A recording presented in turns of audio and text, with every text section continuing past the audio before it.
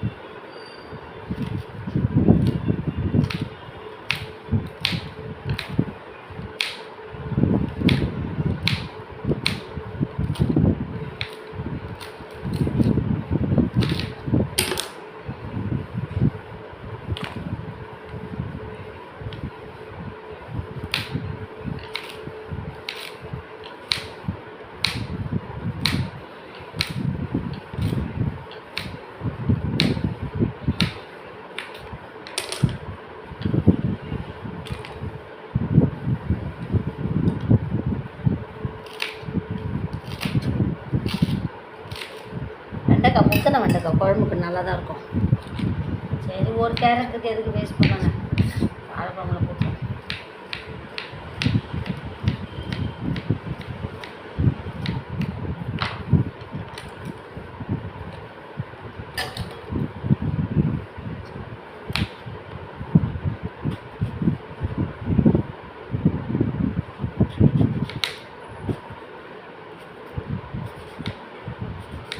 புளி கம்மியாக போட்டால் போதும். ஏன்னா தக்காளி, மாங்காய்லாம் போடுறோம்ல, அதனால் புளி கம்மியாக போடலாம்.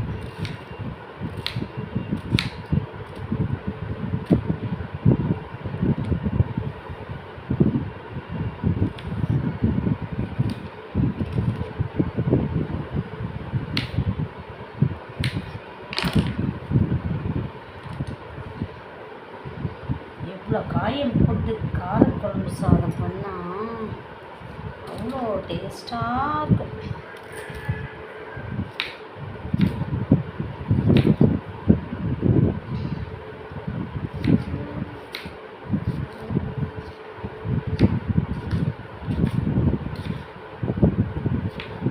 இதெல்லாம் ரெடி பண்ணி வச்சாலே ஈஸி.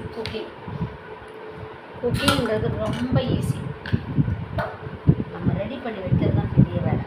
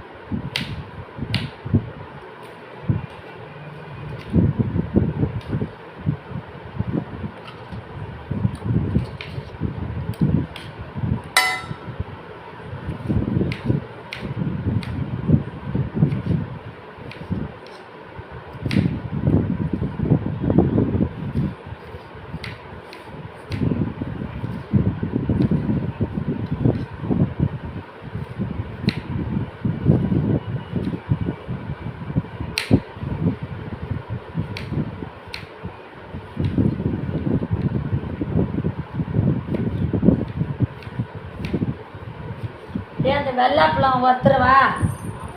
ம்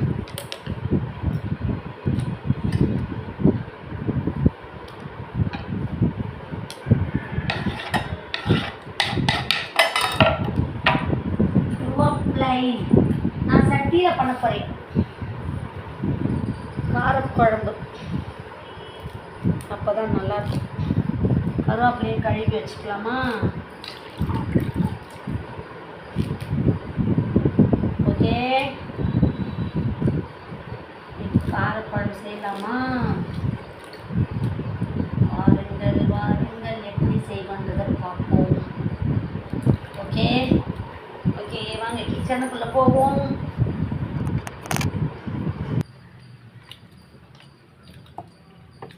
அப்பளம் பொரிச்சிக்க போகிறேன்.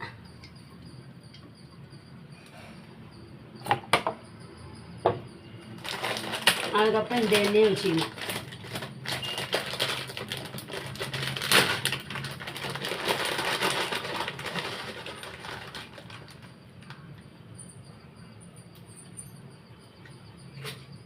பிரியா இடிக்கு இருக்கு.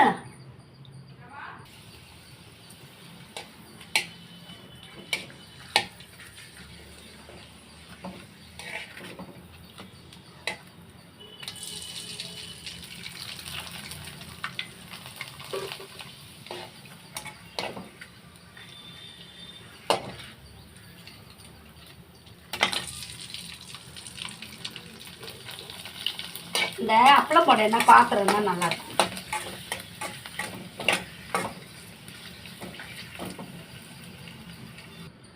கடுகு,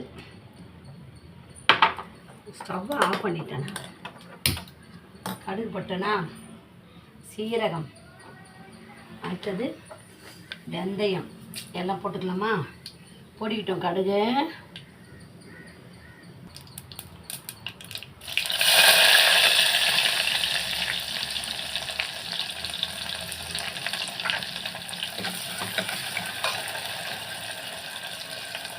கருவேப்பிலை, சாம்பார் எண்ணெய் போட்டால் நல்லாயிருக்கும்.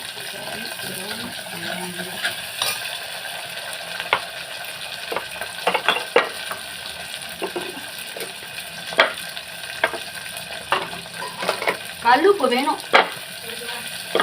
இந்த உப்பு ஜாடியில் கொட்டி வைக்கணும் கல்லுப்பு. இப்போ நான் வந்து சால்ட்டு போட்டுக்கிட்டேன். கல் வேறு என்ன அது தேடணும், அதனால அது போட்டேன். அடுத்தது நீ அப்புறம் உப்பு போட்ட ஜாடியை கழுவிட்டு அப்புறமா நீ போட்டு வை கல்லுப்புலாம். இன்னைக்கு வெள்ளிக்கிழமை நீ போடலாம்னா.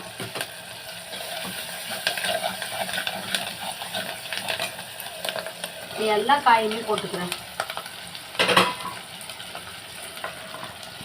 மண் சட்டி பத்தாதுன்னு நினைக்கிறேன். இன்னும் கொஞ்சம் பெரிய சட்டி வச்சுக்கலான்னு நினைக்கிறேன். சட்டியை மாற்றிட்டேன். அப்படின்னா வசதியாக இருக்குதுல்ல பெரட்டுறதுக்கு காய. இங்கே தக்காளி கட் பண்ணி வச்சுருந்தேன். தக்காளி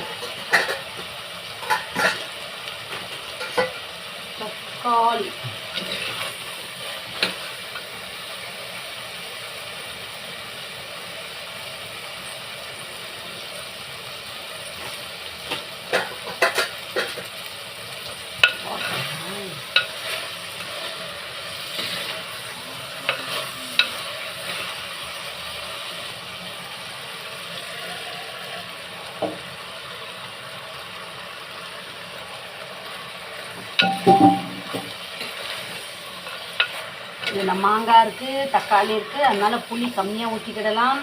சுவையான மாங்காய் குழம்பு. நல்லா இது எண்ணெயிலே வேகட்டும். இப்போ வந்து வெள்ளிக்கிழமை சாம்பார் தான் செய்யணும்னு ஒரு சாஸ்திரம் இருக்குது. ஆனால் நான் வந்து இன்றைக்கி சாம்பார் செய்யலை, காரக்குழம்பு செய்கிறேன். அதுக்கு பதில் நான் வந்து பருப்பு சாப்பாடு வேகும்போது அதில் ஒரு கைப்பிடி கொஞ்சம் பருப்பு போட்டுக்கிட்டேன். ஏன்னா சாம்பாருக்கு பதில் நமக்கு அந்த பருப்பை யூஸ் பண்ணணுன்றதுக்காக நான் சாப்பாடு எடுக்கும்போது அதை போட்டுக்கிட்டேன். ஏன்னா நேற்று தான் சாம்பார் சாப்பிட்டோம்னால இன்றைக்கி நான் பசங்களுக்கு காரக்குழம்பு வச்சு கொடுக்கலாம் எல்லாருக்கும் அப்படின்ட்டு காரக்குழம்பு செய்கிறேன். நல்லா முழு மாங்காய்லாம் போட்டு செய்கிறேன். செம்ம டேஸ்ட்டாக இருக்கும். காய்கறி அதிகமாக போட்டால் வேக வேக குறைஞ்சிரும். இப்போ நான் வந்து என்ன பண்ண, மிளகாத்தூள் போட்டுக்க போகிறேன்.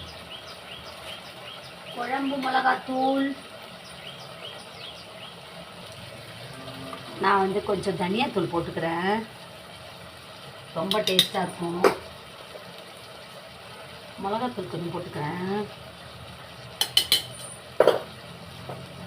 கொஞ்சமாக நான் குழம்பு மிளகாத்தூள் போட்டுக்கிறேன். இப்போ இது நல்லா மிக்ஸ் பண்ணி விடுவோம். நல்லா மிங்கிள் ஆகட்டும். இப்போ நான் ஒரு சொம்பு தண்ணி எடுத்து ஊற்றி வேக வச்சிடுறேன்.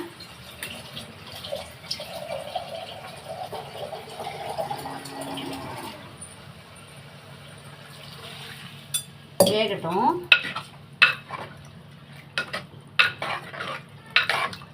சுவையான காரக்குழம்பு, நல்ல டேஸ்டான காரக்குழம்பு, மண்சட்டி காரக்குழம்பு தயாராகிடுச்சு.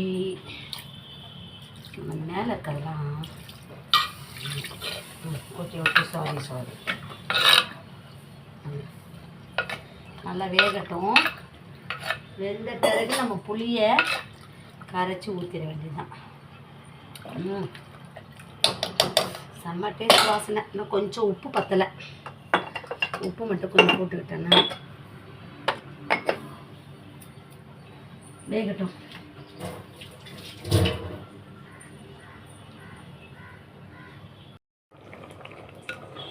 இது நல்லா வேகணும் காயெல்லாம்.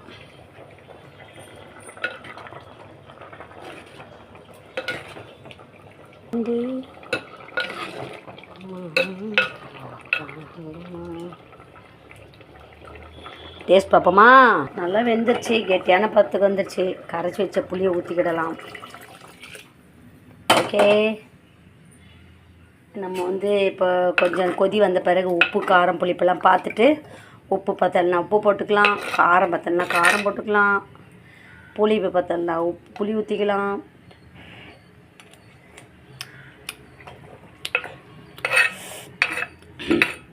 கொஞ்சம் உப்பு போடணும். நான் போட்டு சாப்பிட்றேன், ஆனால் உப்பு தான் கொஞ்சம் கம்மியாக இருக்குது. செம்ம டேஸ்ட், சூப்பராக இருக்குது.